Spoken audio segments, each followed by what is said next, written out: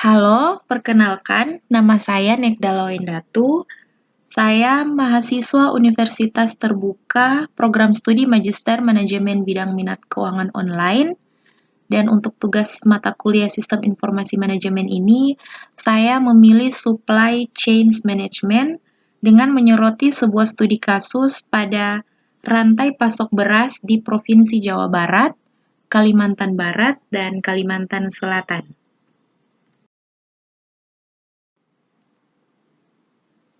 Berikut ada 3 hal penting yang harus dipahami terlebih dahulu sebelum kita lanjut ke pembahasan penelitian kasus. Yang pertama, apa itu supply chain management? Yang kedua, komponen apa saja yang masuk dalam supply chain management serta tujuan yang didapati dari supply chain management itu sendiri. Dan yang terakhir, hasil dan pembahasan dari contoh kasus yang kita angkat saat ini, khususnya pada rantai pasok komoditas pertanian di Indonesia untuk kasus Provinsi Jawa Barat, Kalimantan Barat, dan Kalimantan Selatan.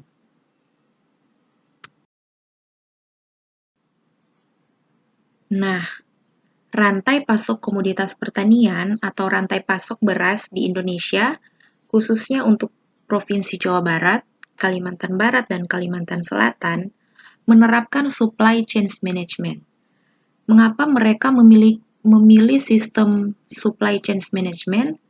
Karena supply chain management merupakan pengelolaan berbagai kegiatan dalam rangka memperoleh bahan mentah, dilanjutkan kegiatan transformasi sehingga menjadi produk dalam proses, kemudian menjadi produk jadi dan diteruskan dengan pengiriman kepada konsumen melalui sistem distribusi.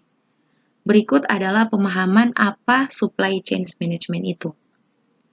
Dan jika didefinisikan secara lengkap, maka supply chain management atau disebut juga manajemen rantai pasokan adalah serangkaian kegiatan yang meliputi koordinasi, penjadwalan, dan pengendalian terhadap pengadaan, produksi, persediaan, dan pengiriman produk ataupun layanan jasa kepada pelanggan yang mencakup administrasi harian, operasi, logistik, dan pengolahan informasi mulai dari pelanggan hingga ke pemasok.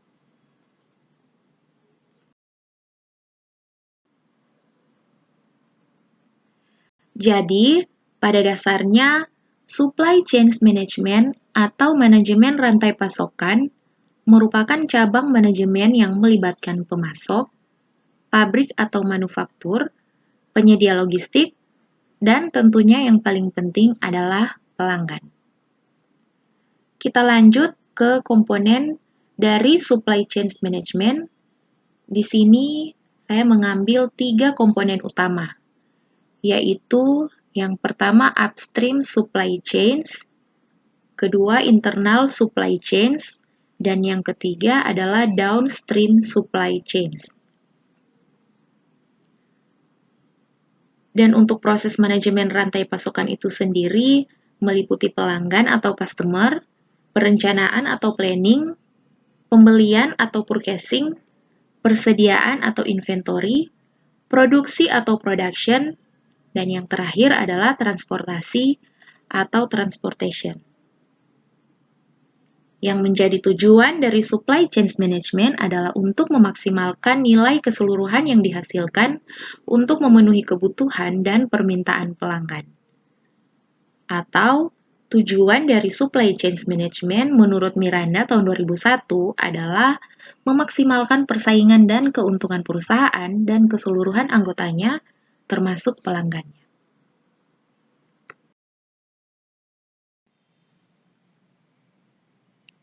Saat ini kita masuk pada pembahasan untuk kasus yang kita ambil, yaitu rantai pasok beras yang ada di Indonesia.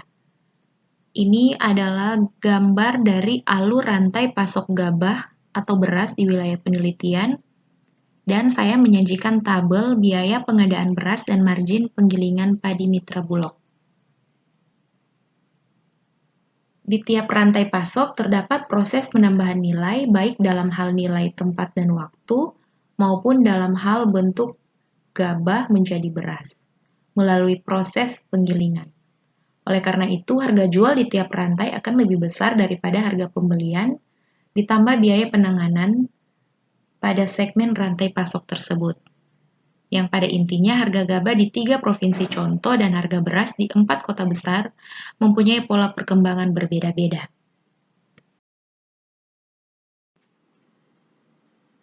Setelah kita membahas alur rantai pasok gabah atau beras di wilayah penelitian yang kita angkat hari ini, kita akan melihat bagaimana perkembangan harga atau harga gabah di 3 provinsi contoh.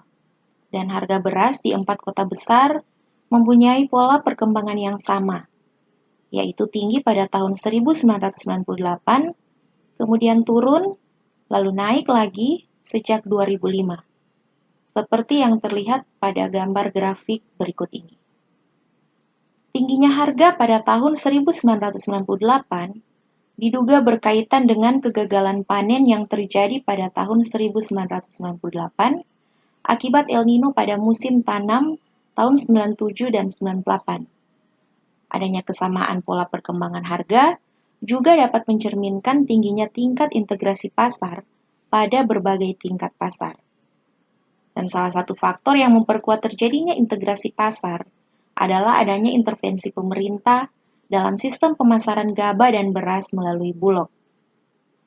Peran Bulog telah berhasil membuat harga beras terkendali atau stabil dengan variasi yang rendah.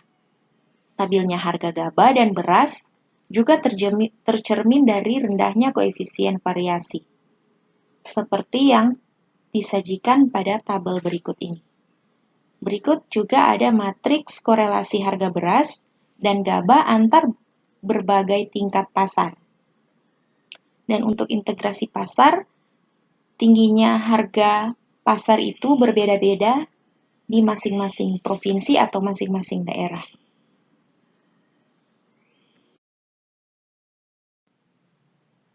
Pada akhirnya, kesimpulan yang boleh saya ambil dari contoh kasus ini, perubahan yang didapat dari komoditas pertanian atau rantai pasok beras yang ada di Indonesia setelah menggunakan supply chain management adalah terjadi kolaborasi dan hubungan yang baik antara petani, pemasok dengan pelanggan, supplier dan perusahaan jasa pengiriman.